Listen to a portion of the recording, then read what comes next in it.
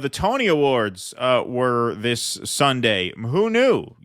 As you can see, half my books that I display here are theater books. I got the Folger Shakespeare up here. I got a bunch of other theater books back here. I used to care about that to an extent, just because I like to read new plays. So I used to pay it. Like, I would never watch the Tonys, but I would pay attention. Hey, what are the best plays out this year?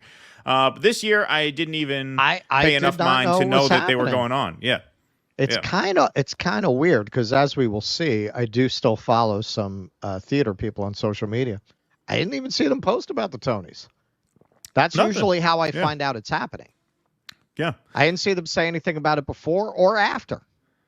Yeah, we didn't really hear much about it, except for the fact that Hillary Clinton was a surprise hit at the Tonys. Hillary Clinton greeted with ovation at the Tony Awards. Former Democratic presidential nominee Hillary Clinton received a standing ovation Sunday night when she introduced a musical number from Suffs at Broadway's annual Tony Awards. Suffs refers to Suffragettes. That is a musical which she is credited as executive producer on, so that's why she was there. I've stood on a lot of stages. That basically means you gave some money. Yeah, you gave some money, right? Exactly. Yeah. To have your name in the playbill. I have stood on a lot of stages, but this is very special. Clinton told the surprised audience at Lincoln Center's David H. Koch Theater. This is the Koch. This is the Koch brothers. These are the Koch brothers. They have the theater. That's fitting. In New York. Then added, "I know a little bit about how hard it is to make change." She just endorsed the AIPAC guy. All right, from what I know, David H. Koch, he's not one of the Statler and Waldorf Kochs. There's like another Koch brother who's a big philanthropist in the arts and is not really that involved in the family business. Yeah, he's got a thing at the Met, too. I think he has a fountain at the Met. That's what I think it is. Clinton was identified as one of the producers of Suffs, a musical written by Shana Taub that tells the story of Alice Paul, played by Taub, and other suffragists. I guess they don't call them suffragettes. I guess that's sexist now. They're suffragists. They used to call them suffragettes because they're real? Women, but now it's suffragists. Maybe, I don't know. Well, some people frown upon actress now. They say, well, they're a female actor. They're not an actress. They're an actor who's a female. So maybe that's I've always used those interchangeably. Yeah, me too. I never really paid attention. Sometimes I'll call an actress an actor, but what's wrong with describing people as what they are? And they called themselves that. Yeah. I use them interchangeably. Sometimes I will say actor. I don't make a point to do sometimes either one. I will. Yeah. Right. Yeah, exactly. It depends. Yeah. Clinton referred to them as American originals, fighting for the right to vote during Woodrow Wilson's presidency. The former Secretary of State and U.S. Senator from New York also said the show's message was timely in this presidential election year. I'm sure she feels that way. "We need to be reminded about how important it is to vote," Clinton said. Last month, Clinton appeared on MSNBC's Morning Joe with Taub to discuss the production. "In this election year, we need a lot of joy, to be honest," she said of the show. Clinton is not the only famous activist associated with the musical. Nobel Peace Prize winner Malala Yousafzai, I never knew how to really say her last name, she's the famous one, is also listed as a producer on the show, and longtime activist Gloria Steinem took part in April in a post-show discussion about Paul's legacy. We have a short montage of the response to Hillary Clinton's surprise appearance at the Tony Awards. She was not expected, and they were very excited.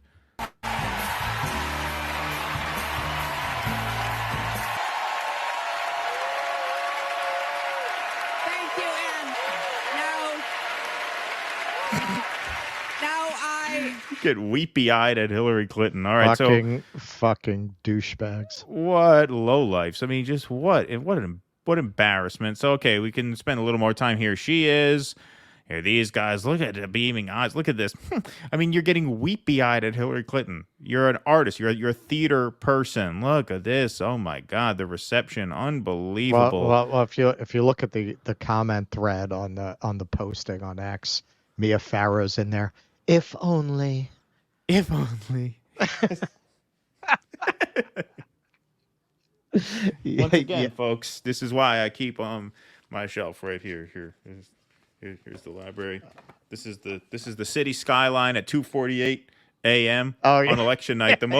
This is New York City. The moment the election was called for Trump, you see the Empire State Building in red. This is why I keep this book around. Cheers me up. Then you got this. You got the inside the Javits Center. Came, we saw, he died. This is where it comes from, folks. What a humanitarian. Yeah. I should have a picture of the New York City skyline in the apartment when a friend comes over. Oh, that's a great picture of New York City. Yeah, this is actually the moment the race was called for Donald Trump. That's what this photo represents here. Well, it's the Empire State Building in red. The moment Hillary Clinton lost officially. Yeah, Joe Biden, he went on stage and said Donald Trump would put black people back in chains. But Hillary Clinton and Barack Obama, with their campaign in Libya, literally put black people back in chains. They literally did it. Yep.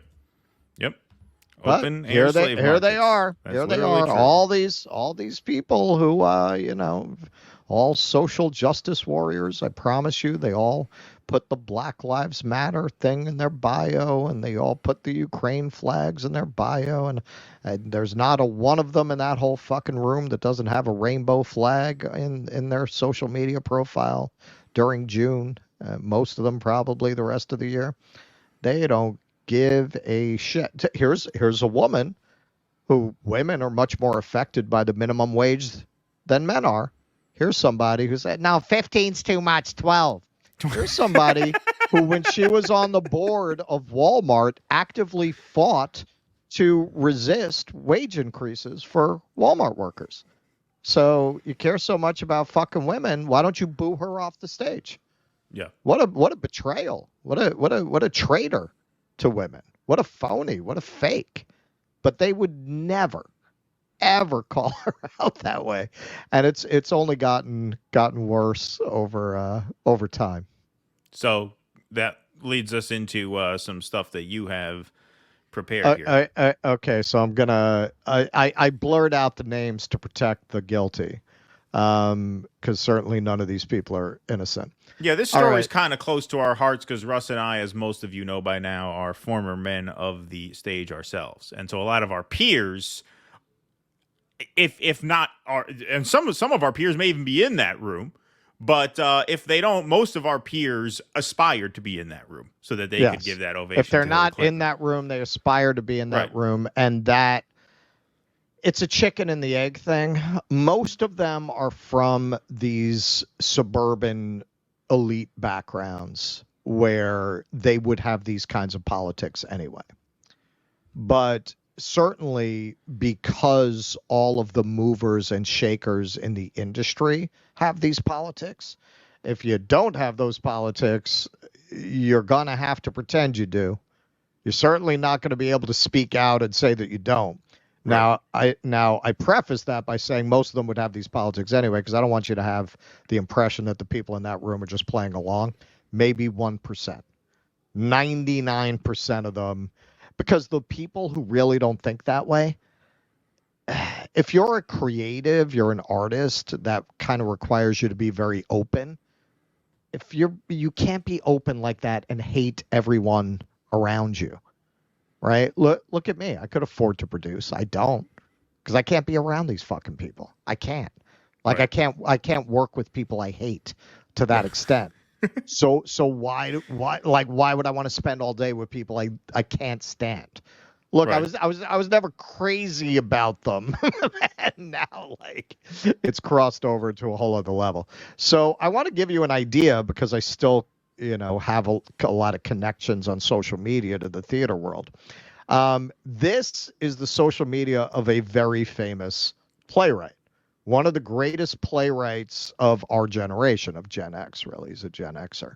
A couple of his pieces are on this bookshelf here. I won't say who it is because this is his social media feed, but a couple of his pieces are here. This is the kind of politics that he expresses. And you're not talking about, that's what's so interesting about it. You're not talking about someone who's just untalented. This is a very talented person. It's quite remarkable to me that you could have artistic talent and maintain such a shallow politics. Here's another one from the same person. This is it. We're in a country with very complicated, complex problems that are falling apart. These people will not say a word about class, about wages. They never say anything about that. Israel Gaza. This particular person very early on pulled the liberal. It's tragic on both sides thing. Got so much blowback from Zionists and pro-Palestine people. Never commented on it again. Never mentioned it because, hey, man, that could cost you a lot of work. That Yep. can cost you a lot of work. It's very dangerous. This guy makes his living writing, does work for TV and film, right? That's really the bread and butter. Theater's really not where the money is. You know, that work will dry up real quick if you take a pro-Palestine stance. So shut the fuck up about things like this. Like, you don't have the courage to speak out on the most important issues of your time, then do what Larry David does. Shut the fuck up. Don't say anything. Don't say anything. This is another artist I know. Thought this was, so you can see a running theme here. Trump, Trump, Trump, Trump, Trump. And I'm sure a lot of you are saying this is like my lib relatives. Exactly. But I bet your lib relatives are not fucking supposed to be artists. They're not supposed to be paradigm shaping figures in the culture whose job it is to point out where society is going wrong. It is not their job to go along with the most facile, empty-headed narratives of your historical moment. If that's the case, why should people put up with you? I mean, artists they're terrible. They're terrible. They're fucking they're sponges on society. All the worst things you've heard about artists is true. So the thing that justifies you. Some of the greatest artists in history, we know they were fucking terrible people. Beethoven, Dostoevsky, Picasso. The only reason people put up with you assholes is because you're doing something important that society needs, and it's always been understood, well, you have to give them a certain amount of latitude. Right? It's part of the creative temperament. So we're going to put up with the time they fucked a donkey in the lobby of the Marriott. Okay? Because they're creating work that's important to society. If this is what you're doing, why should people put up with you? Here's another one. So now you get into the gay stuff. All right. You know, this is, and hey, not that there's anything wrong with that, but you can see so clearly how much the gay pride and Pride Month functions as a substitute for a politics and a principle. It's a pretend politics. And just to close it out, this one really drove me crazy. I mentioned it on the show the other night on the Rumble side of the Q&A. All right, so this is really what pride is to me. First pride salad of the year with strawberries from my yard. All right, so is this about pride, or is this about you want to talk about the fact that you have strawberries in your yard and you want to try to get people to give a shit? Yeah. Right? Like, that's what pride is for most people. And I'm not saying it is that for queer people, but the queer people for whom it's not about that are the ones who will speak out about pinkwashing, which most of them won't. Right. Exactly. Yeah, no, I'm sorry, go ahead. So that is very typical of what, if you are connected to people in the arts community, that's what you're going to see. And again, a lot of you, I'm sure, say, well, I see that all the time. That's my uncle. That's my aunt. Yes, that's horrible. That's horrible. At that point, how can you function as an artist in society? What are you contributing? What are you doing? And hey, they've always recruited out of the theater for Hollywood, and you could almost, if you're a theater person, very often in the past you could tell when they hired a playwright because there would be a sharpness to the dialogue that you wouldn't see from somebody usually who came up through film and TV. You could almost tell if you're a theater person, oh yeah, man, that's a playwright, or playwright wrote this. Not anymore, because they all suck. Now they're all just fucking empty-headed MSNBC morons, and this is why that entire industry is collapsing. Like, you know, the theater scene functioned as kind of a recruitment ground for Hollywood, and look who they have to recruit from. Like, there is no outside voice to say enough of this. Right. Yeah. And as you said, and as we could see from just, you know, watching that video and the reaction of the room, there's just such a shallowness, right? We were talking a bit offline, you know, has there been a significant work of theater that wasn't a musical, in the last 20 years. No, not really. The Not last, really. I would say Not the not last, not in a political sense. Anyway, there have been some great plays, but none that really okay, this really gets to the heart of what's going on in the world now. no. And even when you look at the last plays that did that, it was before liberalism had become completely divorced from all purpose that it once might have served in society. So the last two plays I can remember that had genuine cultural cachet and impact were both identity politics plays. There were Angels in America. That was about the history of the gay experience in America. And at the time, it was a very groundbreaking play. It was important at the time. I'm not knocking Angels in America. The vagina monologues. Yeah, man. It was groundbreaking. Honestly, until the vagina monologue, you might be too young to remember this. I'm not sure. Yeah, there was a stigma around that word. Like, people almost could not say that word. Like, it was Right. it was like the most awkward word in the English language to pronounce. It's just, And yes, so I feel like it did serve a function, even though obviously it wasn't about class, it wasn't about economics, it wasn't about any of those things. At that time, you had enough of that kind of lingering repression or closed-mindedness for it to be worth challenging that through that medium. But they never moved into any other space. Like that was, you could say that was the high watermark of this kind of liberally identity politics oriented theater having a purpose. Right. And because if you were to get into economics, if you were to get into class, if you were to attack the establishment, now you're making real enemies. You're making powerful enemies. You're making enemies with the kind of people who might say something in the producer, contributor, donor's ear at the fundraiser about, oh yeah, that playwright who wrote that, you're not hiring them, are you? Right? So they never moved beyond that. And as society evolved, so that a play like the Vagina Monologues would be meaningless today if you did it. Angels in America, I mean, quality theater is quality theater, but it's not needed in the way that it is now. But they never moved into those other areas, and society has liberalized.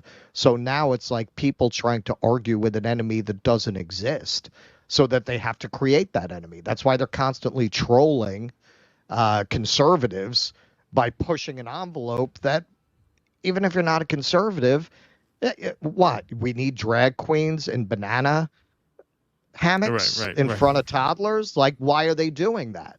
Because they need it to justify their lack of a politics. There has to be an enemy. Otherwise, what does it mean for you? I'm standing up for this. All right, so you have to keep pushing it to a place where conservatives are going to snap back. Right. Exactly. Please clap.